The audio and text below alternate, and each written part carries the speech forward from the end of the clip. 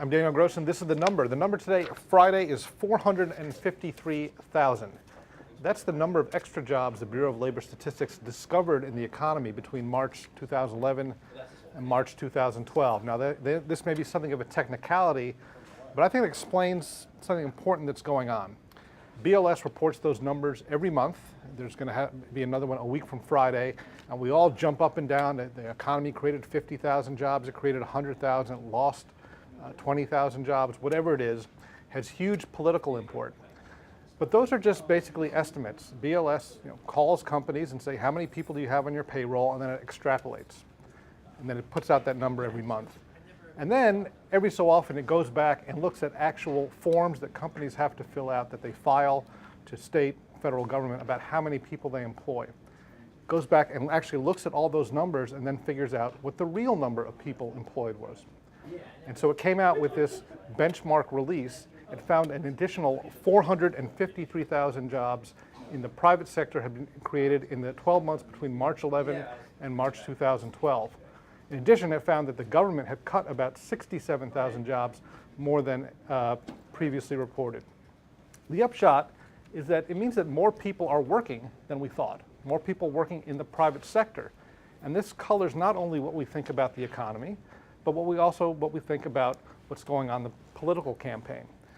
People have been mystified that consumer confidence seems to be holding up pretty well, that retail sales are doing quite well. Maybe it's not such a mystery when we have several 100,000 people more working than we actually thought.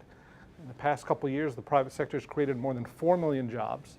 You add these extra 400,000 plus that we've discovered, it's now back to employing as many people as it did in 2008.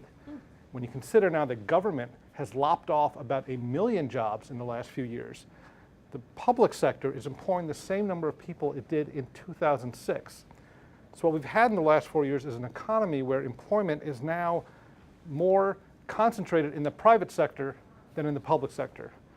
Some people call that socialism. Thank you. I'm here all week. So the upshot is economic data tends to be mixed. Personal income came out this morning, not so hot.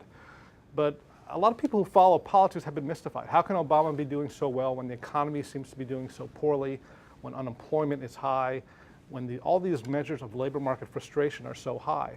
And what we've learned with this revision is that while things are bad, they're not quite as bad as we thought. Compare with a year ago, there are a couple more million people who have payroll jobs. That leaves them better able to spend, to keep up with their debt, to keep up with their mortgages. And so we see every index of financial failure basically falling, which means people are feeling better about themselves, their own personal situation. That's showing up in the polls and in the consumer confidence numbers.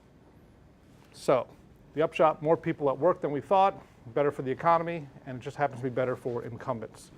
I'm Daniel Gross, and this is The Number.